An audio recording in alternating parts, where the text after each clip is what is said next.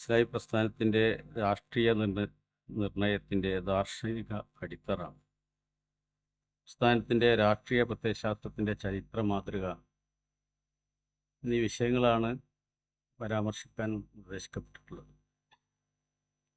നമുക്ക് രാഷ്ട്രീയത്തിൻ്റെ നിർവചനം പറഞ്ഞുകൊണ്ട് വിഷയത്തിലേക്ക് പ്രവേശിക്കാമെന്ന് വിചാരിക്കുകയാണ്. അങ്ങനെ ഒരു നിർവചനത്തെക്കുറിച്ച് ആലോചിക്കാതെ വളരെ ഭാഗികമായി രാഷ്ട്രീയ വിഷയങ്ങൾ ചർച്ച ചെയ്യുന്നത് കൊണ്ട് വലിയ അപൂർണത പ്രകടമാകും എന്ന് ഞാൻ വിചാരിക്കുകയാണ്. ഒരു സമൂഹമോ രാജ്യമോ ഭരിക്കുന്നതുമായി ബന്ധപ്പെട്ട പ്രവർത്തനങ്ങൾ, നയങ്ങൾ എന്നിവയാണ് രാഷ്ട്രീയം. തീരുമാനമെടുക്കൽ, അധികാര ചലനങ്ങൾ, വിഭവങ്ങളുടെയും അധികാരത്തിൻ്റെയും വിതരണം എന്നിവ രാഷ്ട്രീയത്തിൽ ഉൾപ്പെടുന്നു. തെരഞ്ഞെടുപ്പ്, സർക്കാർ ഘടനകൾ, പൊതുനയം, വ്യക്തിയുടെയും സമൂഹത്തിൻ്റെയും ആവശ്യങ്ങൾ, മൂല്യങ്ങൾ പിന്തുടരുന്നതിനുള്ള ഇടപെടലുകൾ എന്നിവ രാഷ്ട്രീയത്തിൽ ഉൾപ്പെടുന്നു. ഇങ്ങനെ ഒരു സമൂലമായ അർത്ഥത്തിൽ നിന്നുകൊണ്ട് വേണം രാഷ്ട്രീയത്തെ നോക്കിക്കാണുകയും അതിൻ്റെ ചർച്ചകളിൽ ഇടപെടുകയും ചെയ്യുക എന്ന് ഞാൻ വിചാരിക്കുകയാണ്. ഇന്ത്യ എന്ന ദേശരാഷ്ട്രം ഭരണഘടനയുടെ അടിസ്ഥാനത്തിൽ രൂപപ്പെട്ടതാണ്. അനേകം നാട്ടുരാജ്യങ്ങളുടെ കൂട്ടത്തെ ഇന്ത്യയാക്കി രൂപപ്പെടുത്തുമ്പോൾ അതിനെ യോജിപ്പിച്ച ഏക ആശയം ഭരണഘടനയാണ്. അപ്പോൾ നമ്മുടെ രാജ്യത്തെ രാഷ്ട്രീയവുമായി ബന്ധപ്പെട്ട ചർച്ചകളിൽ ആദ്യത്തെ പരിഗണന ലഭിക്കുന്നത് നമ്മുടെ രാജ്യത്തെ മുന്നോട്ട് പോകാൻ സഹായിക്കുന്ന മാർഗനിർദ്ദേശങ്ങളും ഭരണഘടനയുടെ ഖണ്ഡിതമായ നിർദ്ദേശങ്ങളുമാണ്. രാജ്യം പാർലമെൻ്ററി ജനാധിപത്യമാണ് ഉയർത്തിപ്പിടിക്കുന്നത്. ലോകത്ത് വ്യത്യസ്ത തരത്തിലുള്ള ഭരണ സംവിധാനങ്ങളും രാഷ്ട്രീയ നേതൃത്വങ്ങളും ഉണ്ടെങ്കിൽ നമ്മുടെ രാജ്യത്തിൻ്റെ സവിശേഷമായ പ്രത്യേകത എന്ന് പറയുന്നത് പാർലമെൻ്ററി ജനാധിപത്യത്തെയാണ് നമ്മൾ ഉയർത്തിപ്പിടിക്കുന്നത്. രാജ്യത്തെ ഏത് കോണിലുള്ള ജനവിഭാഗത്തിനും പ്രാതിനിധ്യം ലഭിക്കുന്നു എന്നതാണ് പാർലമെൻ്ററി ജനാധിപത്യത്തിൻ്റെ മേന്മ. പാർലമെൻ്ററി ജനാധിപത്യത്തിൻ്റെ ഒരുപാട് മേന്മകൾ നമ്മൾ ഊന്നി പറയുന്നുണ്ടെങ്കിലും എല്ലാ തട്ടിലും എല്ലാ തലങ്ങളിലും രാജ്യത്തിൻ്റെ എല്ലാ കോണുകളിലും നിലകൊള്ളുന്ന ആളുകളുടെ പ്രാതിനിധ്യം ഉറപ്പുവരുത്താൻ പാർലമെൻ്ററി ജനാധിപത്യത്തിന് സാധിക്കുന്നു എന്നാണ്. രാജ്യത്തിൻ്റെ ഭരണഘടനാ അസംബ്ലിയിൽ മലബാർ മുസ്ലിങ്ങളുടെയും തമിഴ് മുസ്ലിങ്ങളുടെയും പ്രതിനിധികൾ രാജ്യത്തെ പ്രതിനിധീകരിച്ചു എന്നത് ചരിത്രത്തിൽ നമുക്ക് അഭിമാനം നൽകുന്നു. നമ്മുടെ പ്രസ്ഥാനത്തിൻ്റെ ഇന്നലകളുടെ രാഷ്ട്രീയ സമീപനത്തെയാണ് ചർച്ച ചെയ്യുന്നത്. അതിലേക്ക് സൂചന നൽകുന്ന ഒരു ആമുഖമാണ് ഇവിടെ സൂചിപ്പിച്ചിട്ടുള്ളത്. ആധുനിക രാഷ്ട്രം എന്ന നിലയിൽ ഇന്ത്യ അഭിമാനിക്കുമ്പോഴും സാമൂഹ്യ നീതി ഉറപ്പുവരുത്തുന്ന കാര്യത്തിൽ രാജ്യം വിജയിച്ചിട്ടില്ല. വർത്തമാനകാല ഇന്ത്യൻ സാഹചര്യത്തെ വിലയിരുത്തുന്നതിന് ഏറ്റവും വളരെ ചുരുങ്ങി പറയാവുന്ന ഒരു സംഗതിയാണ് നമ്മളിവിടെ സൂചിപ്പിച്ചിട്ടുള്ളത്. ഇനിയും അനേകം ജനകീയ മുന്നേറ്റങ്ങളുടെയും രാഷ്ട്രീയ തീരുമാനങ്ങളുടെയും സാമൂഹ്യ നീതിയിലേക്ക് രാജ്യം വളരേണ്ടതുണ്ട്. ഇനിയുള്ള രാജ്യത്തിൻ്റെ രാഷ്ട്രീയ ഇടപെടലുകളിൽ ഏത് കാര്യങ്ങൾക്കാണ് നമ്മൾ മുൻതൂക്കം നൽകേണ്ടത് എന്നതിന് സൂചന നൽകുന്നതാണ് ഈ വാചകങ്ങൾ. നമ്മുടെ വളരെയേറെ ഇടപെടലുകൾ ആവശ്യമുള്ള, സന്നാഹങ്ങൾ ആവശ്യമുള്ള, സാമൂഹികമായ ഇടപെടലുകളുടെ പരോക്ഷവും പ്രത്യക്ഷവുമായ ഇടപെടലുകളുള്ള ഒരു മേഖലയായിട്ടാണ് നമ്മളിതിനെ കാണേണ്ടത്. രാജ്യത്തിൻ്റെ വിഭവങ്ങൾ വീതിക്കുന്നതിൽ അസന്തുലിതാവസ്ഥ നിലനിൽക്കുന്നുണ്ട്. രാജ്യത്തിൻ്റെ പൊതുവായ സമ്പത്തും വിഭവങ്ങളും ആളുകൾക്കിടയിൽ നീതിപൂർവമായി വീതിക്കുന്നതിൽ നമ്മുടെ രാജ്യം വിജയിച്ചിട്ടില്ല എന്നാണ് വിലയിരുത്തുന്നത്. അസന്തുലിതാവസ്ഥയുടെ ഏറ്റവും വലിയ ഇരകൾ രാജ്യത്തെ പ്രബല ന്യൂനപക്ഷമായ മുസ്ലിങ്ങൾ തന്നെയാണ്. ഇവിടെ നിലനിൽക്കുന്ന സാമൂഹ്യ അസന്തുലിതാവസ്ഥയുടെ ഏറ്റവും പ്രകടമായ അതിൻ്റെ ബലിയാടുകൾ ആരെന്ന് ചോദിച്ചാൽ നമുക്ക് അറിയാവുന്നതുപോലെ മുസ്ലിം സമുദായമാണ്. 1947 രാജ്യം സ്വതന്ത്രമാകുമ്പോൾ ഇന്ത്യയും പാകിസ്ഥാനുമായി ബ്രിട്ടീഷ് ഇന്ത്യ വിഭജിക്കപ്പെട്ടു. രാജ്യത്തിൻ്റെ മുസ്ലിം സമുദായത്തിൻ്റെ രാഷ്ട്രീയ ഐഡിയോളജിയെക്കുറിച്ച് ചർച്ച ചെയ്യുമ്പോൾ നമ്മൾ മറക്കാതിരിക്കേണ്ട ഒരു സംഗതിയാണ് രാജ്യത്തിന് ഒരു ഇന്നലകൾ ഉണ്ടായിട്ടുണ്ട്. ആ ഇന്നലകളുടെ മുറിപ്പാടുകളിലെ ഏറ്റവും പ്രകടമായൊരു സംഗതി എന്ന് പറഞ്ഞത് വളരെ വേദനയുള്ളതും മറക്കാൻ പ്രയാസമുള്ളതുമായ വിഭജനമാണ്. ആ രാജ്യം രണ്ടായി വിഭജിച്ചു എന്നത്. ഇന്ത്യയും പാകിസ്ഥാനുമായി ഇന്ത്യ വിഭജിക്കപ്പെട്ടു. ദ്വിരാഷ്ട്രവാദത്തിന് ബാക്കി പത്രമായി സ്വതന്ത്ര ഇന്ത്യയിൽ ഹിന്ദുത്വ ഫാസിസത്തിൻ്റെ വളർച്ചയും വികാസവും ഉണ്ടായി. യഥാർത്ഥത്തിൽ ഇന്ത്യയുടെ വിഭജനത്തിൻ്റെ ഹേതു എന്നത് ഇന്ന് നമ്മുടെ രാജ്യത്ത് നമ്മൾ സജീവമായി ചർച്ചയ്ക്ക് വെച്ചിട്ടുള്ള ഹിന്ദുത്വ ഫാസിസത്തിൻ്റെ കുടിലമായ തന്ത്രങ്ങൾ കൂടി അതിൻ്റെ പിന്നിലുണ്ട്. അതായത് ഈ രാജ്യത്ത് നിലനിൽക്കുന്ന എല്ലാ വിഭാഗം മനുഷ്യരെയും ഉൾക്കൊള്ളാനുള്ള അസഹിഷ്ണുതയായിരുന്നു യഥാർത്ഥത്തിൽ ഇന്ത്യ പാക് വിഭജനത്തിൻ്റെ പ്രധാനപ്പെട്ട വിഷയങ്ങളിൽ ഒന്ന് എന്ന് നമുക്ക് കാണാൻ സാധിക്കുന്നതാണ്. മഹാത്മാഗാന്ധിയെ വെടിവെച്ച് കൊന്ന് ഉദ്ഘാടനം ചെയ്ത ഇന്ത്യയിലെ ഹിന്ദു ഫാസിസം വർത്തമാനകാലത്ത് രാജ്യത്തെ മുസ്ലിം ജീവിതത്തിന് നേരെ വെല്ലുവിളി ഉയർത്തുന്നുണ്ട്. രാഷ്ട്രീയവും അതിൻ്റെ നിലപാടുകളും വിശദീകരിക്കുമ്പോൾ ഈ ഒരു വിഷയം നമ്മുടെ മുമ്പിൽ വളരെ ഗണനീയമായി വരികയാണ്. നിലനിൽപ്പ് വെല്ലുവിളിക്കപ്പെട്ടിട്ടുള്ള ഒരു വളരെ പ്രത്യേകമായ ഒരു സാഹചര്യത്തിലൂടെയാണ് രാജ്യത്തെ സമുദായം കടന്നു പോകുന്നത്. ദിഷണാശാലികളായ രാഷ്ട്രീയ നേതൃത്വത്തിന് മാത്രമേ പ്രതിസന്ധിക്ക് ഉത്തരം കണ്ടെത്താൻ സാധിക്കുകയുള്ളൂ. വളരെ ബാലിശമായ മുദ്രാവാക്യങ്ങൾ കൊണ്ടോ ചടുലമായ നീക്കങ്ങൾ കൊണ്ടോ അവസാനിക്കുന്നതല്ല ഇന്ത്യയിലെ മുസ്ലിങ്ങളുടെ പ്രശ്നം. ദിഷണാശാലികളായ രാഷ്ട്രീയ നേതൃത്വത്തിന് മാത്രമേ ഈ പ്രതിസന്ധിക്ക് ഉത്തരം കണ്ടെത്താൻ സാധിക്കുകയുള്ളൂ. എന്നാൽ ഇന്ത്യയിലെ പ്രബല ന്യൂനപക്ഷമായ മുസ്ലിങ്ങൾ ദേശീയ തലത്തിൽ രാഷ്ട്രീയത്തിൻ്റെ ബാലപാഠങ്ങൾ നേടിയിട്ടില്ല. ഏതാണ്ട് 23 കോടിയോളം വരുന്ന ഒരു ജനസഞ്ചയം രാഷ്ട്രീയത്തിൻ്റെ ബാലപാഠങ്ങൾ നേടിയിട്ടില്ല എന്നതാണ് ഇന്ന് രാജ്യത്തെ മുസ്ലിം സമുദായം അനുഭവിക്കുന്ന രാഷ്ട്രീയമായ ഏറ്റവും വലിയ പ്രതിസന്ധി. ഇന്ത്യയിലെ രാഷ്ട്രീയ നേതൃത്വങ്ങൾ ഇന്ത്യൻ മുസ്ലിങ്ങളെ പ്രബുദ്ധരാക്കാൻ യാതൊരു പ്രവർത്തനവും നടത്തിയിട്ടില്ല.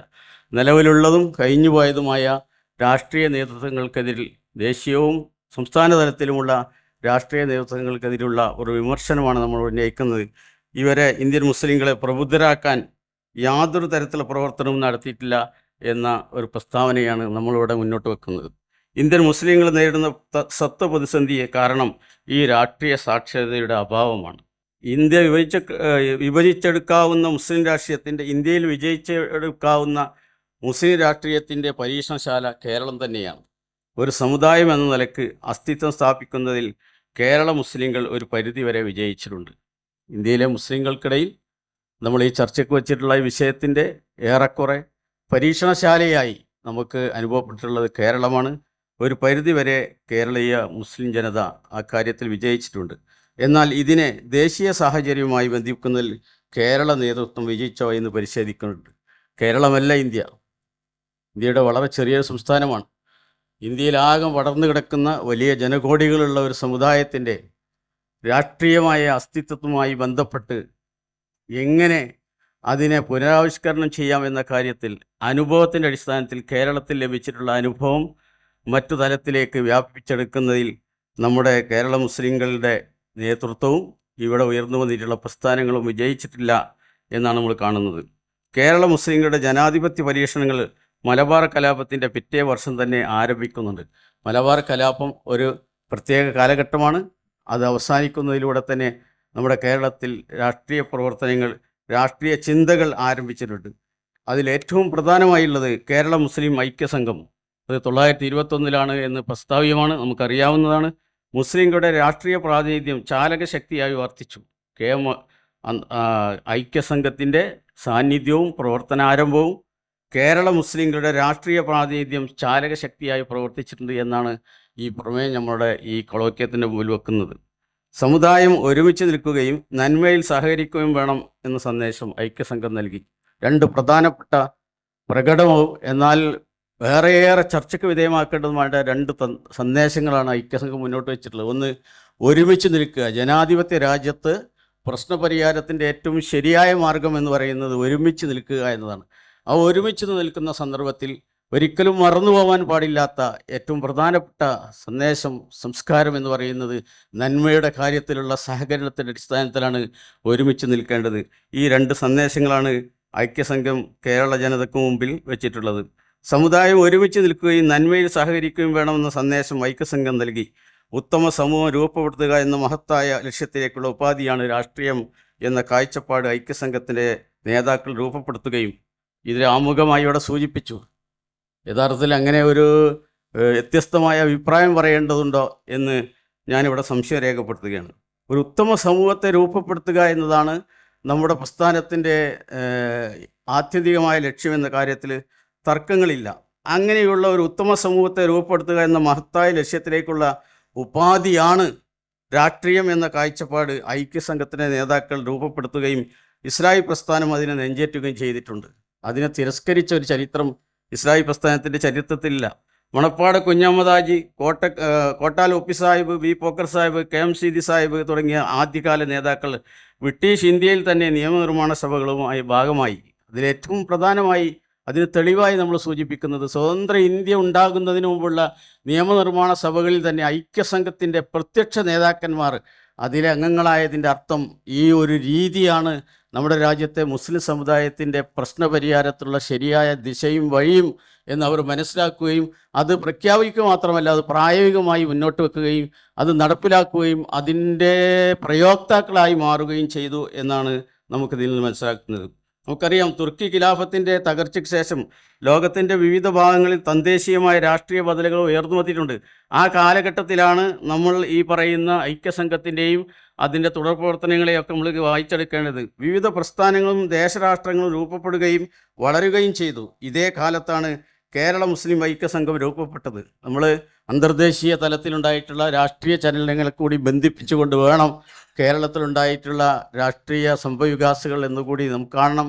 നേരത്തെ പറഞ്ഞ മലബാർ കലാപവും അതോടൊപ്പം ഖിലാഫത്തിൻ്റെ തകർച്ചയും ഒക്കെ അതിൻ്റെ പശ്ചാത്തലത്തിൽ ലോകത്തിൻ്റെ വിവിധ രാജ്യങ്ങളിലുണ്ടായിട്ടുള്ള ചെറുതും വലുതുമായ രാഷ്ട്രീയ ചലനങ്ങളുമായി പരസ്പര ബന്ധമില്ലെങ്കിലും അതുമായി താതാത്മ്യം പ്രാപിക്കാവുന്ന ഒരുപാട് സാധ്യതകൾ നമുക്കിവിടെ കാണാൻ സാധിക്കുന്നുണ്ട്. സമുദായ ശാക്തീകരണത്തിൻ്റെ വഴിയിൽ അധികാര പങ്കാളിത്തത്തിൻ്റെ പ്രസക്തി ഐക്യസംഘത്തിൻ്റെ പ്രവർത്തകർ തിരിച്ചറിഞ്ഞു. രാഷ്ട്രീയത്തിലെ ഏറ്റവും പ്രധാനപ്പെട്ട ഒരു സംഗതി നമ്മളിവിടെ കാണേണ്ടതാണ്. അധികാര പങ്കാളിത്തത്തിൻ്റെ പ്രസക്തി, അധികാരത്തിൽ പങ്കാളിത്തം ലഭിക്കുക എന്നതാണ് ഏറ്റവും പ്രധാനപ്പെട്ട കാര്യം. അത് അധികാരം വേറെ ആളുകൾക്ക് നൽകുകയും അവർക്ക് അധികാരം ലഭിക്കാൻ ആവശ്യമായ വഴികൾ ഉണ്ടാക്കി കൊടുക്കുകയും എന്ന വളരെ ബാലിശമായ നിലപാടല്ല സമുദായം സ്വീകരിക്കേണ്ടത്. ഏറ്റവും പ്രധാനമായി ഐക്യസംഘത്തിൻ്റെ പ്രവർത്തകന്മാർ തിരിച്ചറിഞ്ഞുവെന്ന് ചരിത്രപാഠങ്ങളിൽ നിന്ന് വരുത്താം. ഇത് മനസ്സിലാക്കി അത് പ്രായോഗികമായി നടപ്പിലാക്കുന്നതിൽ ഐക്യസംഘത്തിൻ്റെ നേതാക്കളും വിജയിച്ചിട്ടുണ്ട് എന്നാണ് നമുക്ക് മനസ്സിലാക്കുന്നത്. മലബാർ കലാപം ഇന്ത്യയിലെ അപൂർവമായ സായുധ കലാപമാണ്. ബ്രിട്ടനുമായുള്ള യുദ്ധത്തിന് ശേഷം കോട്ടാൽ ഒപ്പി സാഹിബ് 1923 മദ്രാസ് അസംബ്ലിയിലേക്ക് ജനപ്രതിനിധിയായി തിരഞ്ഞെടുക്കപ്പെട്ടു. മഹാനായ ഒപ്പി സാഹിബിനെയും അദ്ദേഹത്തിൻ്റെ രാഷ്ട്രീയമായ നിലപാടുകളെയും വിസ്മരിച്ചുകൊണ്ട് കേരളത്തിലെ ഇസ്ലാഹി പ്രസ്ഥാനത്തിൻ്റെ ഇന്നലകളുടെ രാഷ്ട്രീയ സമീപനത്തെ നമുക്ക് വിശദീകരിക്കാൻ ഒട്ടും സാധിക്കുകയില്ല. അദ്ദേഹത്തെ വായിക്കുകയും പരിശോധിക്കുകയും വിശകലനം ചെയ്യുകയും ചെയ്തുകൊണ്ട് മാത്രമേ നമ്മുടെ ഇന്നലകളുടെ രാഷ്ട്രീയ സമീപനം എന്തായിരുന്നു എന്ന് നമുക്ക് മനസ്സിലാക്കാൻ സാധിക്കുകയുള്ളൂ. കലാപാനന്തര മാപ്പിള സമൂഹത്തിൻ്റെ പരാധീനതകൾ മദ്രാസ് അസംബ്ലിയെ ഉന്നയിക്കുകയും ചെയ്തു. ഏറ്റവും പ്രധാനമായിട്ടുള്ളത് അന്ന് സമുദായത്തെ ഏറ്റവും അധികം വേദനിപ്പിക്കുന്ന സംഗതി എന്ന് മലബാർ കലാപത്തിൻ്റെ പരിസമാപ്തിയിലാണ് അദ്ദേഹം ഈ അസംബ്ലിയിലെത്തുന്നത്. അവിടെ അദ്ദേഹം ഈ കലാപത്തിനിരയായ സമുദായത്തിൻ്റെ വേദനകളും ദൈന്യതയുമാണ് ചൂണ്ടിക്കാണിച്ചിട്ടുള്ളതെന്ന് കാണാൻ സാധിക്കും. 1921 മലബാർ കലാപത്തിന് ശേഷമുള്ള കേരള മുസ്ലിങ്ങളുടെ ആദ്യത്തെ ശക്തമായ രാഷ്ട്രീയ മുന്നേറ്റം സംഭവിക്കുന്നത് 1923 1919 ഭരണപരിഷ്കാരം തുടർന്ന് ഇന്ത്യയിൽ സംസ്ഥാന നിയമസഭകളും കേന്ദ്ര നിയമനിർമ്മാണ സഭയും നിലവിൽ വന്നു. വളരെ പ്രധാനപ്പെട്ട ഒരു ഘട്ടമാണ്. രാജ്യത്തെ സംബന്ധിച്ചിടത്തോളം നിയമനിർമ്മാണ സഭകളും അതുപോലെ തന്നെ നിയമനിർമ്മാണ സഭയും നമ്മുടെ രാജ്യത്ത് നിലവിൽ വന്നു. 1923 മദ്രാസ് അസംബ്ലിയിലേക്ക് ആദ്യത്തെ തെരഞ്ഞെടുപ്പ് നടക്കുന്നത്. ബ്രിട്ടീഷ് സർക്കാരിന് കീഴിലുള്ള ആദ്യത്തെ നിയമസഭാ തെരഞ്ഞെടുപ്പിൽ മുസ്ലിം നിയോജക മണ്ഡലത്തിൽ നിന്നും കോട്ടാൽ ഒപ്പി സാഹിബ് മദ്രാസ് അസംബ്ലിയിലേക്ക് തിരഞ്ഞെടുക്കപ്പെട്ടു. അങ്ങനെ വെറുതെ ഒരു പ്രസ്താവന പറയല്ല, ഇത് നമ്മുടെ ചരിത്രത്തിലെ ദശാസന്ധികളിൽ വളരെയേറെ വിശകലനത്തിന് വിധേയമാക്കേണ്ട ഒരു ഘട്ടമാണ്. തിരഞ്ഞെടുക്കപ്പെട്ടു. മലബാർ മുസ്ലിങ്ങൾ തെരഞ്ഞെടുപ്പിനെക്കുറിച്ചും ജനാധിപത്യത്തെക്കുറിച്ചും കേട്ടു തുടങ്ങുന്നത് 1923 സർവേന്ത്യ മുസ്ലിം ലീഗിൻ്റെ പ്രവർത്തനം മലബാറിൽ ആരംഭിക്കുന്നതിന് മുമ്പേ മുസ്ലിം രാഷ്ട്രീയത്തിൻ്റെ സന്ദേശം മലബാർ മുസ്ലിങ്ങൾക്ക് നൽകിയ നവോത്ഥാന മുന്നേറ്റങ്ങളുടെ മുന്നണിപ്പോരാളാണ് കോട്ടാൽ ഒപ്പി സാഹിബ്. ഇത് നേരത്തെ പറഞ്ഞ കാര്യങ്ങളുമായി കൂട്ടിച്ചേർത്ത് വായിക്കേണ്ടതാണ്. 1930 മലബാർ കേന്ദ്രീകരിച്ച് മുസ്ലിം മജ്ലിസ് രൂപീകരിച്ചപ്പോൾ അതിൻ്റെ സെക്രട്ടറിയും ഈ പറയപ്പെട്ട മഹാനായ കോട്ടാൽ ഒപ്പി സാഹിബായിരുന്നു. മുസ്ലിം ഐക്യത്തിൻ്റെ പിൻകാല രൂപം എന്ന് വിശേഷിപ്പിക്കാവുന്ന സംഘടനയാണ് മുസ്ലിം മജ്ലിസ്. പിന്നീട് 1936 മലബാർ മുസ്ലിം ലീഗ് രൂപീകരിക്കപ്പെടുന്നതോടെ മുസ്ലിം മജ്ലിസ് പ്രവർത്തനം അവസാനിപ്പിച്ച് മുസ്ലിം ലീഗിൻ്റെ ഭാഗമായി. നമ്മളിവിടെ ചർച്ചയ്ക്ക് വിധേയമാക്കുന്ന മുസ്ലിം സമുദായത്തിൻ്റെ രാഷ്ട്രീയ ചരിത്രങ്ങൾ പരിശോധിക്കുമ്പോൾ സർവേന്ത്യ മുസ്ലിം ലീഗ് സ്ഥാപിതമാകുന്നതിന് മുമ്പ് തന്നെ മുസ്ലിങ്ങളെ ഒരുമിച്ച് നിർത്തുക എന്ന രീതിയിലുള്ള സമീപനങ്ങളും നിലപാടുകളും ഉണ്ടായിട്ട് അതിൻ്റെ ഒരു സൂചനയായിട്ടാണ് നമ്മൾ മുസ്ലിം മജ്‌ലിസിനെ ഇവിടെ സൂചിപ്പിച്ചിട്ടുള്ളത്. അതൊരു പ്രത്യേക ഘട്ടം വന്നപ്പോൾ അത് പിൻവാങ്ങുകയും മറ്റുള്ള ആളുകളിലേക്ക് കൈമാറുകയും ചെയ്യുകയാണ് എന്നാണ് ഇവിടെ സൂചിപ്പിക്കുന്നത്. 1936 മലബാറിൽ മുസ്ലിം ലീഗ് രൂപീകരിക്കുന്നതോടെ മുസ്ലിം മജ്‌ലിസ് പ്രവർത്തനം അവസാനിപ്പിച്ച് മുസ്ലിം ലീഗിൻ്റെ ഭാഗമായി. ബ്രിട്ടീഷ് വിരുദ്ധ സമരത്തിൻ്റെ വറച്ചട്ടിയിൽ നിൽക്കുന്ന മുസ്ലിം സമുദായത്തിന് നവീനമായ രാഷ്ട്രീയബോധം നൽകി എന്നതാണ് ഉപ്പി സാഹിബിൻ്റെ മഹത്വം. അന്ന് രാജ്യത്തെ ശക്തമായി നിലനിന്നിരുന്ന കോൺഗ്രസ് രാഷ്ട്രീയത്തോട് അകലം സൂക്ഷിച്ച ഉപ്പി സാഹിബ് മലബാറിൽ മുസ്ലിം ലീഗ് രാഷ്ട്രീയം അസ്ഥിവാരമിട്ടു. പ്രഥമ മദ്രാസ് നിയമസഭയിലേക്ക് തിരഞ്ഞെടുക്കപ്പെട്ട TM മൊയ്തു സാഹിബും മുസ്ലിം ഐക്യത്തിൻ്റെ പ്രവർത്തകനായിരുന്നു. ഈ നേരത്തെ അസംബ്ലിയിലേക്കും നിയമനിർമ്മാണ സഭകളിലേക്കും തിരഞ്ഞെടുക്കപ്പെട്ട പ്രതിനിധികൾ ഐക്യസംഘത്തിൻ്റെ വക്താക്കളും പ്രയോക്താക്കളും നേതാക്കന്മാരുമായിരുന്നു.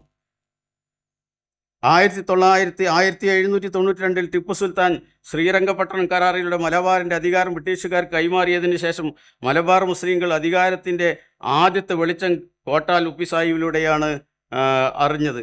TM മൊയ്തു സാഹിബിലൂടെയും. 130 വർഷം നീണ്ടുനിന്ന മാപ്പിള കലാപങ്ങൾക്ക് അന്ത്യം കുറിച്ച സമുദായത്തിന് പുതിയ പ്രതീക്ഷകൾ വരുന്നത് അന്നാണ്. അതിൻ്റെ തുടർച്ചയാണ് മലബാർ മുസ്ലിങ്ങൾ ഇപ്പോൾ അനുഭവിക്കുന്ന രാഷ്ട്രീയ സംവിധാനങ്ങൾ. കലാപങ്ങളുടെയും യുദ്ധത്തിൻ്റെയും ഇരകളായി അവഗണിക്കപ്പെട്ടിരുന്ന ഒരു ജനതയ്ക്ക് രാഷ്ട്രീയ അധികാരത്തിൻ്റെ പരിമിതമായ ഇടത്തേക്കെങ്കിലും കടന്നു വരാൻ പ്രചോദനമായത് ഐക്യസംഘത്തിൻ്റെ നേതാക്കളാണ്. ഐക്യസംഘമോ അതിൻ്റെ പണ്ഡിത നേതൃത്വമോ കേരള ജംഇയ്യത്തുലമയോ മുസ്ലിങ്ങളോട് രാഷ്ട്രീയ പ്രവർത്തനത്തിന് ആഹ്വാനിച്ചിട്ടില്ലെങ്കിലും മുസ്ലിം സമുദായത്തിൻ്റെ സാമൂഹിക വികാസത്തിന് വേണ്ടി അതിൻ്റെ നേതാക്കൾ രാഷ്ട്രീയ നേതാക്കൾ കൂടിയായി വളർന്നു എന്നതാണ് ഏറെ ശ്രദ്ധേയമായിരിക്കുന്നത്. കേരള മുസ്ലിം രാഷ്ട്രീയത്തിന് തുടക്കം കുറിച്ചത് തിരൂരങ്ങാടിയിലാണ്. മലബാറിലെ ആദ്യത്തെ മുസ്ലിം ലീഗ് കമ്മിറ്റി 1935 തിരൂരങ്ങാടിയിൽ തുടക്കം വിട്ടു. കോഴിക്കോട്ട് മുസ്ലിം ലീഗിന് തുടക്കം കുറിച്ചതും നേരത്തെ പറഞ്ഞതുപോലെ KM മൗലവിയും PV മുഹമ്മദ് മൗലവി പുളിക്കലും ചേർന്നാണ്. കേരള മുസ്ലിങ്ങളുടെ ആധുനിക കാലത്തെ മതനേതാവും രാഷ്ട്രീയ നേതാവും നവോത്ഥാന നായകനുമാണ് KM മൗലവി സാഹിബ്. കേരള ഇസ്ലാഹി പ്രസ്ഥാനത്തെ സാമൂഹ്യ രാഷ്ട്രീയ നിലപാടുകൾ രൂപീകരിക്കുന്നതിൽ പ്രധാന പങ്കുവഹിച്ചത് KM മൗലവിയാണ്. തൻ്റെ പ്രസ്ഥാനത്തിനും സമുദായത്തിനും അതീതമായി KM മൗലവിയുടെ മഹത്വം കേരളീയ സമൂഹം അംഗീകരിച്ചു.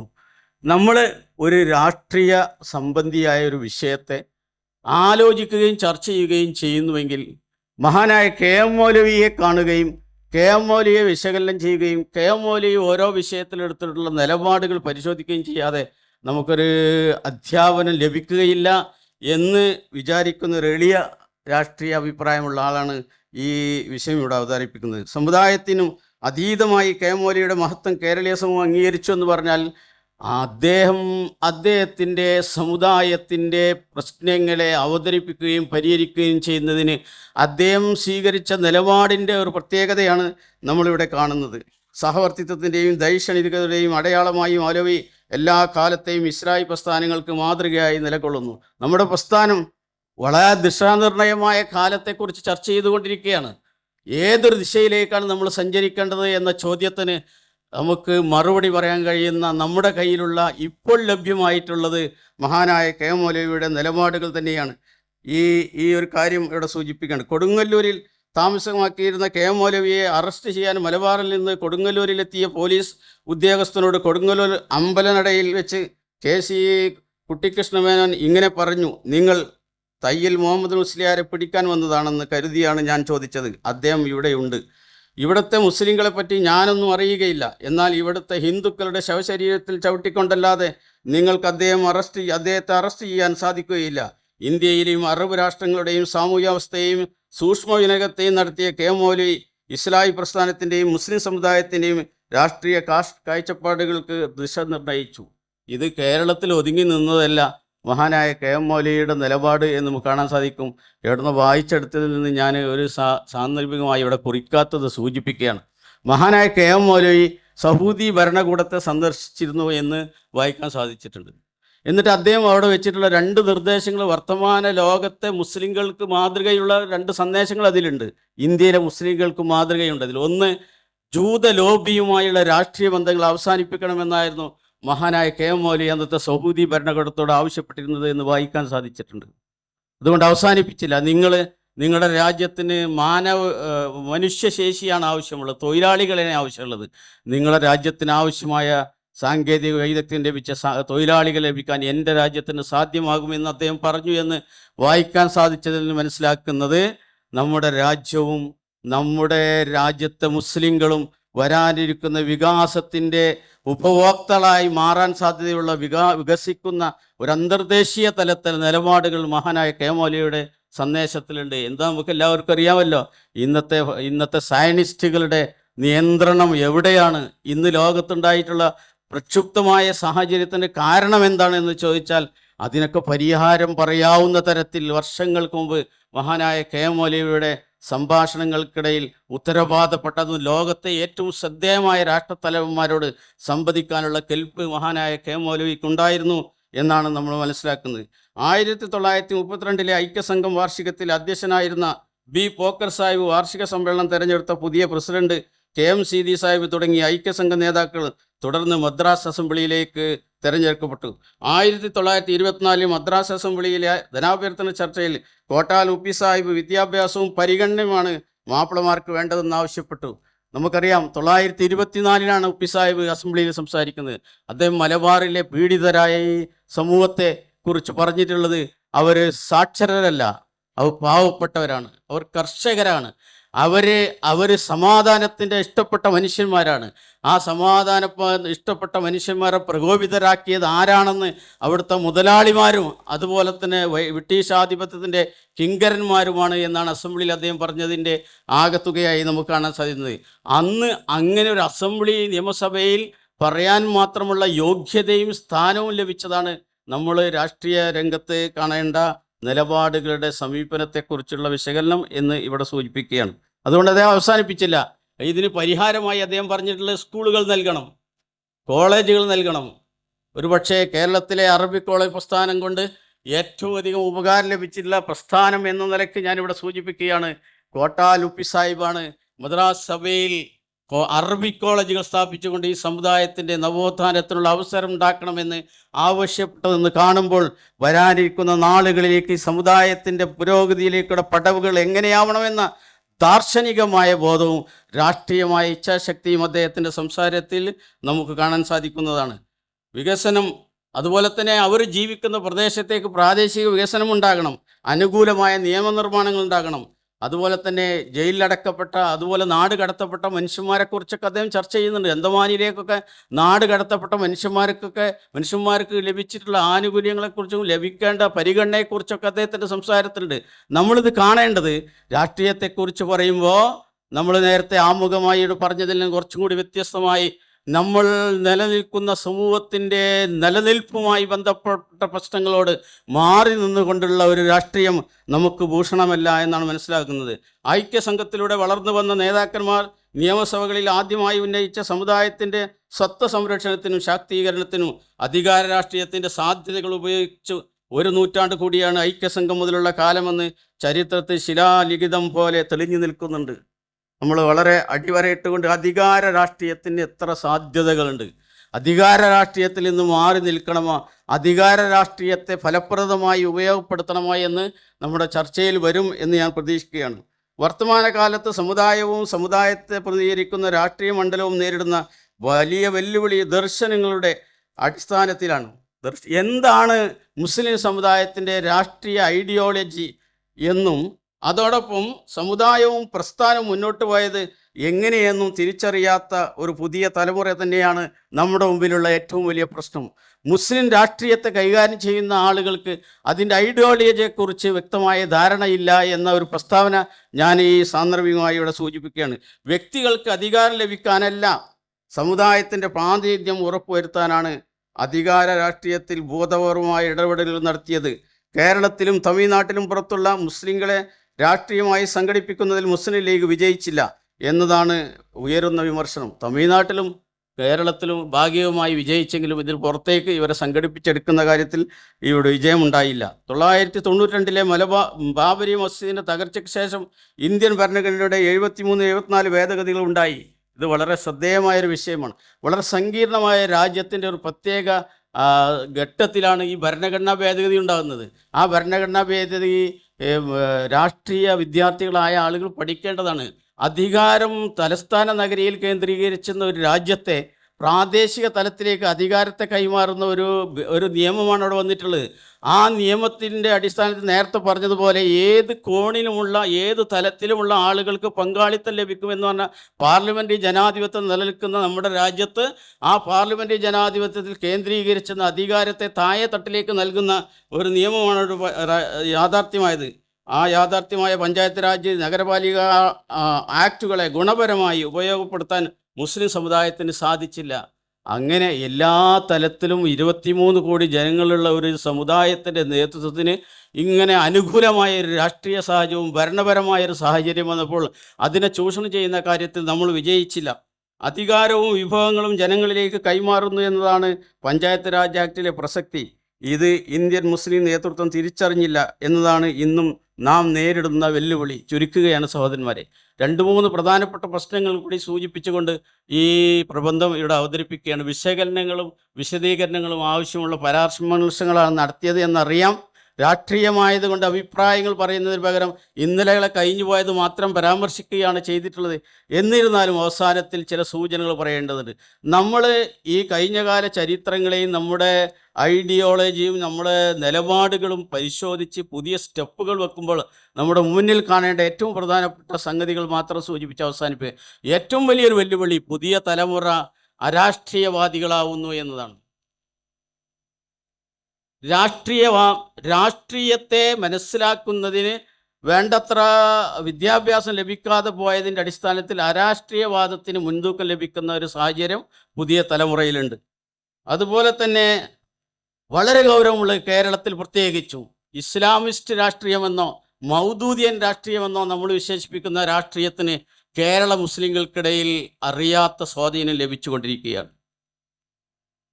ടെക്നോളജി, വിഭവങ്ങൾ, സാങ്കേതികത ഇന്ന് കേരളത്തിലെ മുസ്ലിങ്ങളുടെ ആരെ കയ്യിലാണുള്ളതെന്ന് ചോദിച്ചാൽ ഇതിനനുകൂലമാക്കാൻ പറ്റിയ സാഹചര്യങ്ങളാണ് ഉള്ളത്. അതുകൊണ്ട് നിലവിലുള്ള ചലനാത്മകമായ മുസ്ലിം രാഷ്ട്രീയത്തിൽ ഇത്തരം ആളുകൾക്ക് പ്രാമുഖ്യം ലഭിക്കുമോ എന്ന് ആശങ്ക ഞാനിവിടെ സൂചിപ്പിക്കുകയാണ്. അതുകൊണ്ട് അവസാനിക്കുന്നില്ല. അതുപോലെ തന്നെ മറ്റു പല സംഗതികളുണ്ട്. ഏറ്റവും പ്രധാനപ്പെട്ടത് നിലവിലുള്ള മുസ്ലിം സമുദായത്തിനിടയിൽ രാഷ്ട്രീയമായ നടന്നുകൊണ്ടിരിക്കുകയാണ്. അത് നമ്മൾ മാത്രമുള്ള ഒരു സദസ്സിൽ പറയാണ്, സമസ്തക്കാർക്കിടയിൽ ഇപ്പോൾ നടന്നു കൊടുക്കുന്ന ചർച്ചതയാണ്. സാമുദായിക രാഷ്ട്രീയത്തിൽ നമ്മൾ സ്വതന്ത്രമായ നിലപാടുകൾ സ്വീകരിക്കേണ്ടതുണ്ടോ അല്ലേ ചർച്ച ഇരു സുന്നികൾക്കിടയിൽ നടന്നുകൊണ്ടിരിക്കുന്നത്. ഒരു കൂട്ടർ പ്രായോഗികമാക്കി നടത്തി നോക്കി മുന്നോട്ട് പോയി കഴിഞ്ഞു. രണ്ടാമതൊരു വിഭാഗം അതിനു വേണ്ടിയിട്ടുള്ള ശ്രമങ്ങൾ നടക്കുന്നതാണ് ഇപ്പോൾ സംസ്ഥയിൽ കണ്ടുകൊണ്ടിരിക്കുന്ന ചെറുതും വലുതുമായ ചർച്ചകൾ എന്നാണ് എൻ്റെ വിലയിരുത്തൽ. ഇതിനെ അവഗണിക്കാൻ സാധിക്കുകയില്ല, അതിനെ കണ്ടില്ലെന്ന് വിചാരിക്കാൻ സാധിക്കുകയില്ല. മുസ്ലിം സമുദായത്തിൻ്റെ ഇദംബര്യമുള്ള വളർച്ചയ്ക്ക് വേണ്ടി നാളുകളിൽ അധ്വാനിച്ചിട്ടുള്ള മഹാപ്രസ്ഥാനത്തിൻ്റെ അനുയായികളായ ആളുകൾക്ക് ഈ സംഭവവികാസങ്ങളെ നോക്കി നിൽക്കാൻ സാധിക്കുകയില്ല, നിഷ്ക്രിയരായി നോക്കി നിൽക്കാൻ സാധിക്കും. നമ്മൾ എന്തൊക്കെ നട്ടുവളർത്തിയോ അതിൻ്റെയൊക്കെ ഫലങ്ങൾ മറ്റുള്ളവർ കൊയ്യുന്നു എന്നതിലേക്ക് കാര്യങ്ങൾ പോകാനുള്ള സാധ്യത ഞാനിവിടെ സൂചിപ്പിക്കുകയാണ്. അടുത്ത കാലത്ത് ഇന്ത്യയിൽ വന്നിട്ടുള്ള പുതിയ സംഭവവികാസമാണ് വനിതാ സംവരണം. വിശദമായ ചർച്ചകൾ ആവശ്യമുണ്ട്. പക്ഷേ വനിതാ സംവരണം മുസ്ലിം സമുദായത്തിൻ്റെ ഇന്നലകളുണ്ടായിരുന്ന ക്രമങ്ങൾക്ക് മാറ്റം വരുത്തി പുതിയ ക്രമങ്ങൾ രൂപീകരിക്കാനുള്ള സാധ്യതകളുണ്ട്. നിയമസഭകളിലും ഉത്തരവാദപ്പെട്ട ഭരണസിരാ കേന്ദ്രങ്ങളിലേക്കും ഇത്ര ശതമാനം സ്ത്രീകൾ വേണം എന്നത് വരാൻ പോവുകയാണ്. അതിന് ദേശീയ തലത്തിലെ എല്ലാ രാഷ്ട്രീയ പാർട്ടികളും ആരാണ് മുന്നിൽ എന്ന രീതിയിൽ വാദിച്ചുകൊണ്ടിരിക്കുകയാണ്.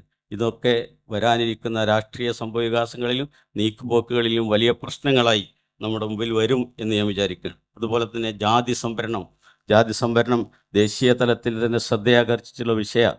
ആ ജാതി സംവരണം വരുന്ന സമയത്ത് മുസ്ലിങ്ങൾ രാഷ്ട്രീയമായി നിഷ്ക്രിയരായി വിശ്രമിക്കുന്നവരായി നോക്കി നിൽക്കുന്നുവെങ്കിൽ അവരുടെ സാമൂഹ്യാവസ്ഥ തെളിയിക്കപ്പെടേണ്ട സന്ദർഭങ്ങളിൽ ഉത്തരവാദപ്പെട്ടയിടത്ത് രേഖാപരമായി അത് തെളിയിക്കാതെ പോകുന്നുവെങ്കിൽ മുസ്ലിം സമുദായം ഇനിയും നമ്മൾ ഇന്നലെയൊക്കെ പറഞ്ഞതുപോലെയുള്ള ചരിത്രപരമായ പിന്നോക്കാവസ്ഥയിൽ തുടരും എന്ന് ഇവിടെ സൂചിപ്പിക്കുകയാണ്.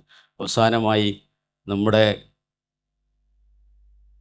സാമുദായിക രാഷ്ട്രീയത്തെക്കുറിച്ചുള്ള ഒരു വിമർശനം കൂടി പറഞ്ഞുകൊണ്ട് ഞാൻ അവസാനിപ്പിക്കുകയാണ്. വളരെ ദുഃഖകരമെന്ന് പറയട്ടെ, സമുദായത്തെ രാഷ്ട്രീയമായി കരുത്താർജിക്കുകയും നവജാഗരണം വരുത്തുകയും ചെയ്യാൻ ഉത്തരവാദിത്വം ഏറ്റെടുത്ത രാഷ്ട്രീയ പ്രസ്ഥാനങ്ങൾ ജീവകാരുണ്യത്തിൻ്റെ ചെറിയ തണലിൽ വിശ്രമിക്കുന്നു എന്നതാണ് ദൗർഭാഗ്യകരമായി നമ്മൾ കണ്ടുകൊണ്ടിരിക്കുന്നത്. മഹാനായ CHൻ്റെയും മഹാനായ മുഹമ്മദ് അലി ശിഹാബ് തങ്ങളുടെയൊക്കെ നാമത്തിൽ രൂപീകരിക്കപ്പെട്ട ട്രസ്റ്റുകളിൽ അഭയം പ്രാപിച്ച് രാഷ്ട്രീയത്തിൻ്റെ ചടുലമായ അരങ്ങങ്ങളിൽ നിന്ന് പിന്മാറുന്നതായിട്ടാണ് രാഷ്ട്രീയ പ്രസ്ഥാനങ്ങളുടെ നിലപാടുകൾ നമ്മൾ കാണുന്നത്. നല്ല സൂചനയായി നമ്മൾ കാണുന്നില്ല. ഒരു ബദൽ ഉയർന്നു വരാത്തിടത്തോളം കാലം ഈ ദുർഗതിയെക്കുറിച്ച് സംസാരിക്കുകയും ഈ വിടവുകൾക്കിടയിൽ നിന്നുകൊണ്ട് ഇസ്ലാഹി പ്രസ്ഥാനത്തിന് എന്ത് നിർവഹിക്കാനുണ്ട് എന്നതിനെക്കുറിച്ച് ആലോചിക്കുകയും ചെയ്തുകൊണ്ട് ഒരു നല്ല രാഷ്ട്രീയ ധ്രുവീകരണത്തിന് മുസ്ലിം സമുദായം എന്നത് ഒരു ഇസ്സത്തുള്ള സമുദായമായി നിലനിൽക്കാൻ, കുന്തും ഖൈറ ഉമ്മ എന്ന് വിശേഷിപ്പിക്കട്ട സമുദായമായി നിലനിൽക്കാൻ, അതിലേക്കുള്ള പ്രയാണത്തിന് രാഷ്ട്രീയത്തിൻ്റെ പടവുകളെ എങ്ങനെ ഉപയോഗപ്പെടുത്താം എന്നതിനെക്കുറിച്ച് ഈ കൊളോക്യം ആലോചിക്കും എന്ന് ആഗ്രഹിച്ചുകൊണ്ട് ഞാൻ എൻ്റെ വാക്കുകൾ അവസാനിപ്പിക്കുകയാണ്. വിശദീകരണങ്ങൾ ധാരാളം ആവശ്യമുണ്ട്. വായിച്ചെടുത്ത രേഖകളിൽ നിന്നും ഇതുമായി അറിവുള്ള ബന്ധപ്പെട്ട സുഹൃത്തുക്കളിൽ നിന്നും സംസാരിച്ച് രൂപപ്പെടുത്തിയ ഒരാശയമാണ് ഞാനിവിടെ സൂചിപ്പിച്ചിട്ടുള്ളത്. മഹത്തായ ഇസ്ലാഹി പ്രസ്ഥാനത്തിൻ്റെ നേതാക്കന്മാരോ ആരും ഒരിക്കലും ഇന്ന രാഷ്ട്രീയ പാർട്ടിയുമായി ബന്ധപ്പെട്ട് പ്രവർത്തിക്കണം എന്ന് പറഞ്ഞിട്ടില്ല എന്നത് ഒരു പ്രസ്താവ്യമാണ്. പക്ഷേ രാഷ്ട്രീയം അനിവാര്യമാണ്. രാഷ്ട്രീയം കൊണ്ട് സമുദായത്തിനും വിശ്വാസത്തിനും രാജ്യത്തിനും ഉപകാരപ്പെടുന്ന രാഷ്ട്രീയം വേണം എന്ന് പറയാവുന്ന തരത്തിലേക്കെങ്കിലും നിലപാടുകളെ രൂപപ്പെടുത്താൻ സാധിക്കുമോ എന്ന് നമ്മൾ ആലോചിക്കണം. സർവശക്തനായ നാഥൻ നമ്മുടെ ഈ ആലോചനകൾ, ഈ ചർച്ചകൾ നമ്മുടെ പ്രസ്ഥാനത്തിനും നമ്മുടെ സമുദായത്തിനും നമ്മുടെ നാടിനും ഉപകാരപ്രദമായ ചിന്തയും ചർച്ചയുമാക്കി മാറ്റിയെടുക്കാനുള്ള തൗഫീക്ക് നൽകി നമ്മെ അനുഗ്രഹിക്കുമാറാവട്ടെ.